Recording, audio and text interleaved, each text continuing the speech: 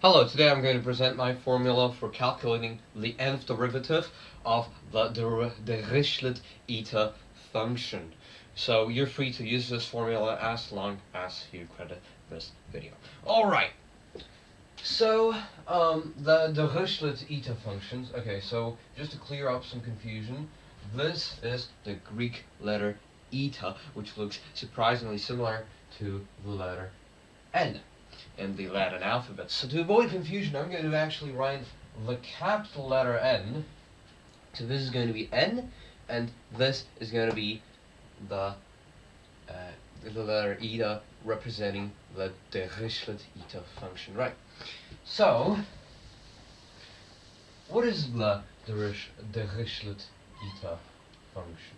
So, eta of S is defined as a summation where k goes from 1 to infinity of -1 to the power of k minus 1 divided by k to the power of s, where s is the input of the function.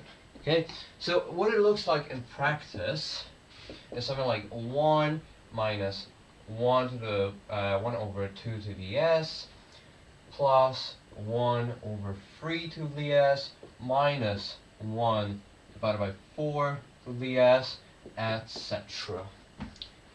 So how can we find the derivative of this, and more importantly, how can we generalize it? It's actually surprisingly simple, right? So the derivative eta prime of s, so that's the derivative in terms of s of this summation. And we recalled the fact that a derivative of a sum is nothing but the sum of derivatives. It's the sum rule. It's pretty simple. So we can just rewrite this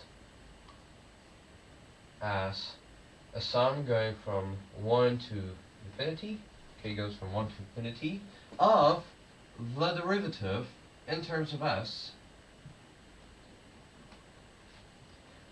of this expression. So -1 to the k minus 1 divided by k to the s. Now, what do we actually notice is that the top is actually just a constant, because on the top we just have -1 to the power of k minus 1. So that does not have an s, that's a constant. We can actually pull this element out of the derivative. Okay, so that means that we can just rewrite this as a sum where k goes from 1 to infinity of -1 to the power of k minus 1 times, and we would have the derivative in terms of s of 1, right? Since this came down here, now it's going to be 1 over here. So it's going to be 1 over k to the s, which by definition is k to the negative s. So we can just write this as the derivative in terms of s of 1 over k to the s, like that. I mean, k to the negative s, right? Because it's the same thing, is what I was saying. Right. So this is actually pretty simple, because we know that that's just the natural log of k multiplied by k to the negative s, and we cannot forget that here's the negative, so we can't ignore it, and by the chain rule, this it means that our entire result will just be negated. Right, so in other words, we can rewrite this right over here as the sum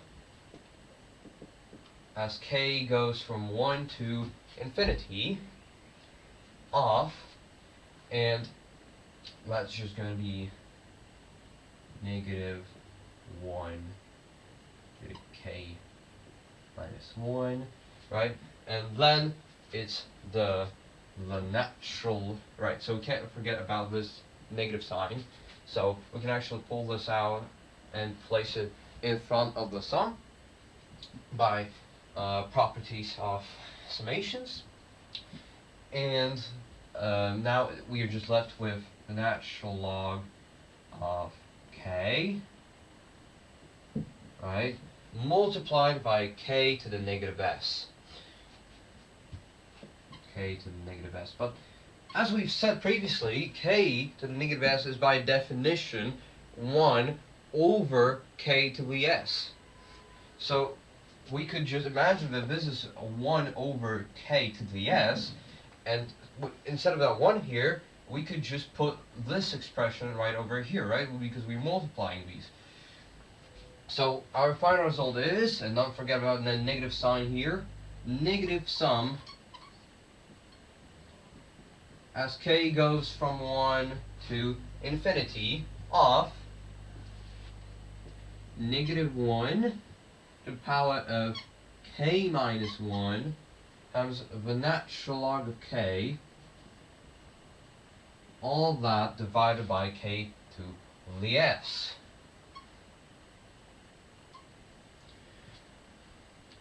And that should be our first derivative. So that is our first derivative of the Dirichlet Eta function. Now, I promised a generalized formula for the nth derivative. So what is it? Now, think about what would happen if you tried to take the derivative again. And this formula is actually extremely intuitive, if you think about it. So, if you were to take the derivative again, right? So, for now, let's ignore the minus, okay? And you would basically take, well, we don't even have to ignore it, but basically, you'll take the derivative of this expression, just like we did here, right? Except the natural log wasn't here. But you'll notice that this top expression doesn't have an s, which means it is a constant, which means you can pull it out while taking the derivative, and you'll end up with literally the same derivative right over here. So each time you're going to be multiplying by a new natural log of k and by negative 1, and the rest is going to stay the same. So each time, since you're multiplying by negative 1 each derivative, the sign is going to flip.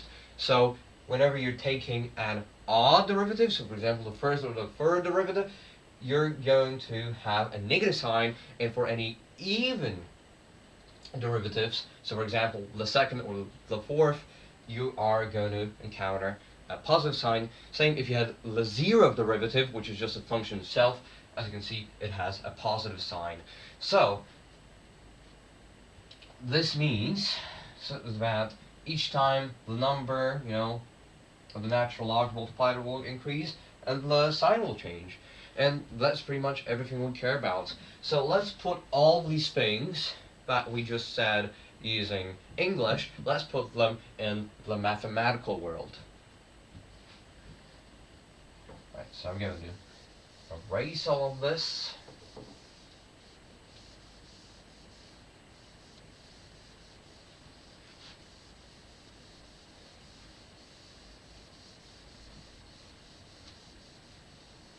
So,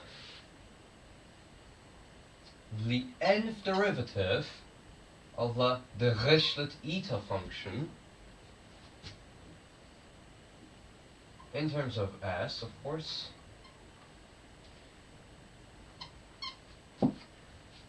this is just going to be a summation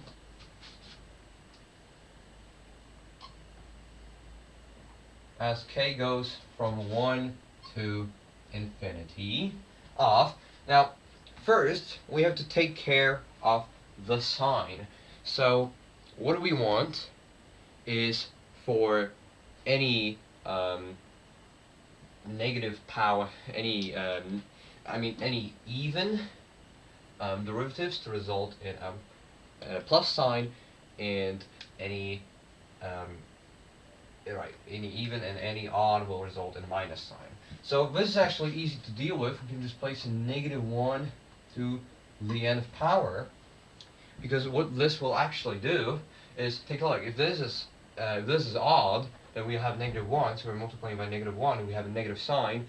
But if we have an even power, this will end up just being 1, and thus positive sign. Great. So then we just write this over here. This never changes. -1 to the power of k minus 1. And then we have natural log to the power of whatever derivative we're taking, because with each derivative we're adding this new natural log of k, all of that divided by k to the x. And we can erase this now, and we're left with this general formula for calculating the nth derivative, which might look scary at first, but if you know how to derive it, it's actually extremely intuitive, and that's amazing. So thank you very much for watching, and I have one quick information to give. I am currently writing, well, I'm going to be starting to write it very soon. I'm going to be writing a paper on the Riemann zeta function as a polynomial. So I hope that I succeed, and if I will succeed, I'll probably succeed this summer.